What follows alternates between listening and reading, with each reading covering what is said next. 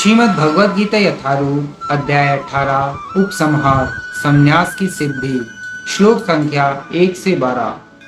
अर्जुनुवाच संन्यासस्य महाबाहो तत्त्वम् इच्छामि वेदितुं त्यागस्य च ऋषिकेश पृथक् केशिनिषूदन। अर्जुन ने कहा, हे महाबाहु, मैं त्याग का उद्देश्य जानने का इच्छुक हूँ। और हे केशी निषूदन, हे ऋषिकेश, मैं त्याग में जीवन संन्यास आश्रम का भी उद्देश्य जानना चाहता हूँ। तात्पर्य: वास्तव में भगवद गीता 17 अध्यायों में ही समाप्त हो जाती है। 18वां अध्याय तो पूर्व विवेचित विषयों का पूरक संक्षेप है। प्रत्येक अध्याय में भगवान बल देकर कहते हैं कि भगवान की सेवा ही जीवन का चरम लक्ष्य है। इसी विषय को इस 18वें अध्याय में ज्ञान के परम गुह्य मार्ग के रूप में संक्षेप में बताया गया है। प्रथम 6 अध्यायों में भक्ति योग पर बल दिया गया। योगी नाम अपि सर्वेषाम, समस्त योगियों में से जो योगी अपने अंतर में सदैव मेरा चिंतन करता है वह सर्वश्रेष्ठ है। अगले 6 अध्यायों में शुद्ध भक्ति, उसकी प्रकृति तथा कार्यों का विवेचन है। अंत के 6 अध्यायों में ज्ञान, वैराग्य, अपरा तथा परा प्रकृति के कार्यों और भक्ति का वर्णन है। निष्कर्ष रूप में यह कहा गया है कि सारे कार्यों को परमेश्वर से युक्त होना चाहिए, जो ओम तत्सत शब्दों से प्रकट होता है, और ये शब्द परम पुरुष विष्णु के सूचक हैं। भगवद गीता के 3 खंड से ही यही प्रकट होता है कि भक्ति ही एकमात्र जीवन का चरम लक्ष्य है। पूर्ववर्ती आचार्यों तथा ब्रह्म सूत्र या वेदांत सूत्र का उदाहरण देकर इसकी स्थापना की गई है। कुछ निर्विशेषवादी वेदांत सूत्र के ज्ञान पर अपना एकाधिकार जानते हैं, लेकिन वास्तव में वेदांत सूत्र भक्ति को समझने के लिए है, क्योंकि ब्रह्म सूत्र के रचयिता साक्षात भगवान हैं और वे ही इसके ज्ञाता हैं। इसका वर्णन 15वें अध्याय में हुआ है। प्रत्येक शास्त्र, प्रत्येक वेद का लक्ष्य भक्ति है। भगवद गीता में इसी की व्याख्या है। जिस प्रकार द्वितीय अध्याय में संपूर्ण विषय वस्तु की प्रस्तावना का वर्णन है, उसी प्रकार 18वें अध्याय में सारे उपदेश का सारांश दिया गया है। इसमें त्याग, वैराग्य तथा त्रिगुणातीत दिव्य पथ की प्राप्ति को ही जीवन का लक्ष्य बताया गया है। अर्जुन भगवद गीता के 2 विषयों का स्पष्ट अंतर जानने का इच्छुक है। ये है त्याग तथा संन्यास। अतएव वह इन दोनों शब्दों के अर्थ की जिज्ञासा कर रहा है। इस श्लोक में परमेश्वर को संबोधित करने के लिए प्रयुक्त ऋषिकेश तथा केशी निषूदन, ये 2 शब्द महत्वपूर्ण हैं। ऋषिकेश कृष्ण हैं, समस्त इंद्रियों के स्वामी, जो हमें मानसिक शांति प्राप्त करने में सहायक बनते हैं। अर्जुन उनसे प्रार्थना करता है कि वे सभी बातों को इस तरह संक्षिप्त कर दें जिससे वह संभाव में स्थिर रहे। फिर भी उसके मन में कुछ संशय हैं, और ये संशय असुरों के समान होते हैं। अतएव वह कृष्ण को केशी निषूदन कहकर संबोधित करता है। केशी अत्यंत दुर्जय असुर था, जिसका वध कृष्ण ने किया था। अब अर्जुन चाहता है कि वे उसके संशय रूपी असुर का वध करें। श्री भगवानुवाच काम्यानां कर्मणां न्यासं संन्यासं कवयो विदुः सर्वकर्म फलत्यागं प्राहुस्त्यागं विचक्षणः। भगवान ने कहा, भौतिक इच्छा पर आधारित कर्मों के परित्याग को विद्वान लोग संन्यास कहते हैं, और समस्त कर्मों के फल त्याग को बुद्धिमान लोग त्याग कहते हैं। तात्पर्य: कर्म फल की आकांक्षा से किए गए कर्म का त्याग करना चाहिए। यही भगवद गीता का उद्देश्य है। लेकिन जिन कर्मों से उच्च आध्यात्मिक ज्ञान प्राप्त हो, उनका परित्याग नहीं करना चाहिए। अगले श्लोकों से यह स्पष्ट हो जाएगा। वैदिक साहित्य में किसी विशेष उद्देश्य से यज्ञ संपन्न करने की अनेक विधियों का उल्लेख है। कुछ यज्ञ ऐसे हैं जो अच्छी संतान प्राप्त करने के लिए या स्वर्ग की प्राप्ति के लिए किए जाते हैं, लेकिन जो यज्ञ इच्छाओं के वशीभूत हों, उनको बंद करना चाहिए। परंतु आध्यात्मिक ज्ञान में उन्नति या हृदय की शुद्धि के लिए किए जाने वाले यज्ञों का परित्याग करना उचित नहीं है। त्याज्यं दोषवदित्येके कर्म प्राहुर्मनीषिणः यज्ञदान तपः कर्म नात्याज्यम् इति चापरे कुछ विद्वान घोषित करते हैं कि समस्त प्रकार के सकाम कर्मों को दोषपूर्ण समझकर त्याग देना चाहिए, किंतु अन्य विद्वान मानते हैं कि यज्ञ, दान तथा तपस्या के कर्मों को कभी नहीं त्यागना चाहिए। तात्पर्य: वैदिक साहित्य में ऐसे अनेक कर्म हैं जिनके विषय में मतभेद है। उदाहरणार्थ, यह कहा जाता है कि यज्ञ में पशु मारा जा सकता है, फिर भी कुछ का मत है कि पशु हत्या पूर्णतः निषिद्ध है। यद्यपि वैदिक साहित्य में पशुवध की संस्तुति हुई है, लेकिन पशु को मारा गया नहीं माना जाता। यह बलि पशु को नवीन जीवन प्रदान करने के लिए होती है। कभी कभी यज्ञ में मारे गए पशु को नवीन पशु जीवन प्राप्त होता है, तो कभी वह पशु तत्क्षण मनुष्य योनि को प्राप्त हो जाता है। लेकिन इस संबंध में मनीषियों में मतभेद है। कुछ का कहना है कि पशु हत्या नहीं की जानी चाहिए और कुछ कहते हैं कि विशेष यज्ञ के लिए यह शुभ है। अब यज्ञ कर्म विषयक विभिन्न मतों का स्पष्टीकरण भगवान स्वयं कर रहे हैं। निश्चयं शृणु मे तत्र त्यागे भरत सत्तम त्यागो हि पुरुष व्याघ्र त्रिविधः संप्रकीर्तितः। हे भरत श्रेष्ठ, अब त्याग के विषय में मेरा निर्णय सुनो। हे नरशार्दूल, शास्त्रों में त्याग 3 तरह का बताया गया है। तात्पर्य: यद्यपि त्याग के विषय में विभिन्न प्रकार के मत हैं, लेकिन परम पुरुष श्री कृष्ण अपना निर्णय दे रहे हैं, जिसे अंतिम माना जाना चाहिए। निसंदेह सारे वेद भगवान द्वारा प्रदत्त विभिन्न विधान हैं। यहाँ पर भगवान साक्षात उपस्थित हैं, अतएव उनके वचनों को अंतिम मान लेना चाहिए। भगवान कहते हैं कि भौतिक प्रकृति के 3 गुणों में से जिस गुण में त्याग किया जाता है, उसी के अनुसार त्याग का प्रकार समझना चाहिए। यज्ञ दान तपः कर्म न त्याज्यं कार्यमेव तत् यज्ञदानं तपश्चैव पावनानि मनीषिणाम। यज्ञ, दान तथा तपस्या के कर्मों का कभी परित्याग नहीं करना चाहिए, उन्हें अवश्य संपन्न करना चाहिए। निसंदेह यज्ञ, दान तथा तपस्या महात्माओं को भी शुद्ध बनाते हैं। तात्पर्य: योगी को चाहिए कि मानव समाज की उन्नति के लिए कर्म करे। मनुष्य को आध्यात्मिक जीवन तक ऊपर उठाने के लिए अनेक संस्कार, पवित्र कर्म हैं। उदाहरणार्थ, विवाहोत्सव एक यज्ञ माना जाता है। यह विवाह यज्ञ कहलाता है। क्या एक सन्यासी जिसने अपना पारिवारिक संबंध त्याग कर संन्यास ग्रहण कर लिया है, विवाह उत्सव को प्रोत्साहन दे? भगवान कहते हैं कि कोई भी यज्ञ जो मानव कल्याण के लिए हो, उसका कभी भी परित्याग न करे।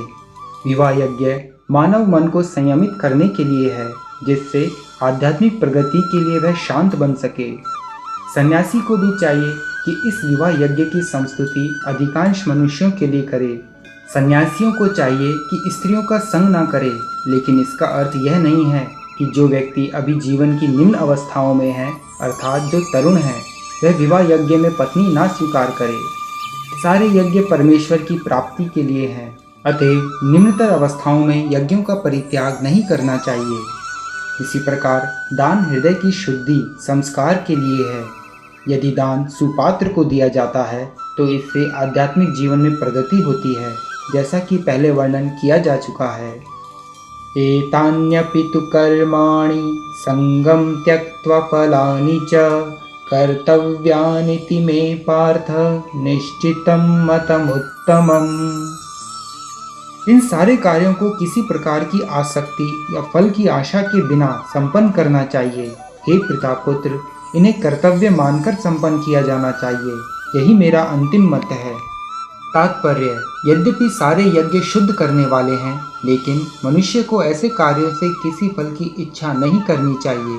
दूसरे शब्दों में, जीवन में जितने सारे यज्ञ भौतिक उन्नति के लिए हैं, उनका परित्याग करना चाहिए। लेकिन जिन यज्ञों से मनुष्य का अस्तित्व शुद्ध हो और जो आध्यात्मिक स्तर तक उठाने वाले हों, उनको कभी बंद नहीं करना चाहिए। जिस किसी वस्तु से कृष्ण भावनामृत तक पहुंचा जा सके, उसको प्रोत्साहन देना चाहिए। श्रीमद् भागवत में भी यह कहा गया है कि जिस कार्य से भगवत भक्ति का लाभ हो, उसे स्वीकार करना चाहिए। यही धर्म की सर्वोच्च कसौटी है। भगवत भक्त को ऐसे किसी भी कर्म, यज्ञ या दान को स्वीकार करना चाहिए जो भगवत भक्ति करने में सहायक हो। नियतस्य तु संन्यासः कर्मणो नोपपद्यते मोहातस्य परित्यागस्तामसः परिकीर्तितः। निर्दिष्ट कर्तव्यों को कभी नहीं त्यागना चाहिए। यदि कोई मोहवश अपने नियत कर्मों का परित्याग कर देता है तो ऐसे त्याग को तामसी कहा जाता है। तात्पर्य: जो कार्य भौतिक तुष्टि के लिए किया जाता है उसे अवश्य ही त्याग दें, लेकिन जिन कार्यों से आध्यात्मिक उन्नति हो, यथा भगवान के लिए भोजन बनाना, भगवान को भोग अर्पित करना, फिर प्रसाद ग्रहण करना, उनकी संस्तुति की जाती है। कहा जाता है कि सन्यासी को अपने लिए भोजन नहीं बनाना चाहिए, लेकिन अपने लिए भोजन पकाना भले ही वर्जित हो, परमेश्वर के लिए भोजन पकाना वर्जित नहीं है। इसी प्रकार अपने शिष्य की कृष्ण भावनामृत में प्रगति करने में सहायक बनने के लिए सन्यासी विवाह यज्ञ संपन्न करा सकता है। यदि कोई ऐसे कार्यों का परित्याग कर देता है तो यह समझना चाहिए कि वह तमोगुण के अधीन है। दुःखं मित्येव यत्कर्म काय क्लेश भया त्यजेत स कृत्वा राजसं त्यागं नैव त्याग फलं लभेत। जो व्यक्ति नियत कर्मों को कष्टप्रद समझकर या शारीरिक क्लेश के भय से त्याग देता है, उसके लिए कहा जाता है कि उसने यह त्याग रजोगुण में किया है। ऐसा करने से कभी त्याग का उच्च फल प्राप्त नहीं होता। तात्पर्य: जो व्यक्ति कृष्ण भावनामृत को प्राप्त है उसे इस भय से अर्थोपार्जन बंद नहीं करना चाहिए कि वह सकाम कर्म कर रहा है।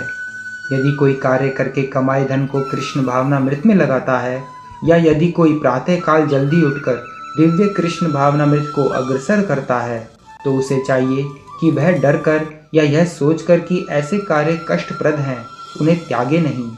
ऐसा त्याग राजसी होता है। राजसी कर्म का फल सदैव दुखद होता है। यदि कोई व्यक्ति इस भाव से कर्म त्याग करता है तो उसे त्याग का फल कभी नहीं मिल पाता। कार्यमित्येव यत्कर्म नियतं क्रियते अर्जुन संगं त्यक्त्वा फलं चैव स त्यागः सात्विको मतः। हे अर्जुन, जब मनुष्य नियत कर्तव्य को करणीय मानकर करता है और समस्त भौतिक संगति तथा फल की आसक्ति को त्याग देता है तो उसका त्याग सात्विक कहलाता है। तात्पर्य: नियत कर्म इसी मनोभाव से किया जाना चाहिए। मनुष्य को फल के प्रति अनासक्त होकर कर्म करना चाहिए। उसे कर्म के गुणों से विलग हो जाना चाहिए। जो व्यक्ति कृष्ण भावनामृत में रहकर कारखाने में कार्य करता है, वह ना तो कारखाने के कार्य से अपने को जोड़ता है, ना ही कारखाने के श्रमिकों से। वह तो मात्र कृष्ण के लिए कार्य करता है, और जब वह इसका फल कृष्ण को अर्पण कर देता है तो वह दिव्य स्तर पर कार्य करता है। न द्वेष्टय कुशलं कर्म कुशलेनानुषज्यते त्यागी सत्व समाविष्टो मेधावी छिन्न संशयः। सतोगुण में स्थित बुद्धिमान त्यागी जो ना तो अशुभ कर्म से घृणा करता है, न शुभ कर्म से लिप्त होता है, वह कर्म के विषय में कोई संशय नहीं रखता। तात्पर्य: कृष्ण भावना भावित व्यक्ति या सतोगुणी व्यक्ति ना तो किसी व्यक्ति से घृणा करता है, ना अपने शरीर को कष्ट देने वाली किसी बात से। वह उपयुक्त स्थान पर तथा उचित समय पर बिना डरे अपना कर्तव्य करता है। ऐसे व्यक्ति को जो आध्यात्म को प्राप्त है सर्वाधिक बुद्धिमान तथा अपने कर्मों में संशय रहित मानना चाहिए। न हि देहभृता शक्यं त्यक्तुं कर्माण्यशेषतः यस्तु कर्मफलत्यागी स त्यागेत्यभिधीयते। निसंदेह किसी भी देहधारी प्राणी के लिए समस्त कर्मों का परित्याग कर पाना असंभव है, लेकिन जो कर्मफल का परित्याग करता है वह वास्तव में त्यागी कहलाता है। तात्पर्य: भगवद गीता में कहा गया है कि मनुष्य कभी भी कर्म का त्याग नहीं कर सकता। अतएव जो कृष्ण के लिए कर्म करता है और कर्म फलों को भोगता नहीं तथा जो कृष्ण को सब कुछ अर्पित करता है, वही वास्तविक त्यागी है। अंतर्राष्ट्रीय कृष्ण भावनामृत संघ में अनेक सदस्य हैं जो अपने अपने कार्यालयों, कारखानों या अन्य स्थानों में कठिन श्रम करते हैं और वे जो कुछ कमाते हैं उसे संघ को दान दे देते हैं। ऐसे महात्मा व्यक्ति वास्तव में सन्यासी हैं और वे सन्यास में स्थित होते हैं। यहाँ स्पष्ट रूप से बताया गया है कि कर्म फलों का परित्याग किस प्रकार और किस प्रयोजन के लिए किया जाए। अनिष्टं मिष्टं मिश्रं च त्रिविधं कर्मणः फलं भवत्यत्यागिनां प्रेत्य न तु सन्न्यासिनां क्वचित्। जो त्यागी नहीं है उसके लिए इच्छित, इष्ट, अनिच्छित, अनिष्ट तथा मिश्रित ये 3 प्रकार के कर्मफल मृत्यु के बाद मिलते हैं। लेकिन जो सन्यासी है उन्हें ऐसे फल का सुख दुख नहीं भोगना पड़ता। तात्पर्य: जो कृष्ण भावना में व्यक्ति कृष्ण के साथ अपने संबंध को जानते हुए कर्म करता है वह सदैव मुक्त रहता है। अतएव उसे मृत्यु के पश्चात अपने कर्म फलों का सुख दुख नहीं भोगना पड़ता। हरे कृष्ण।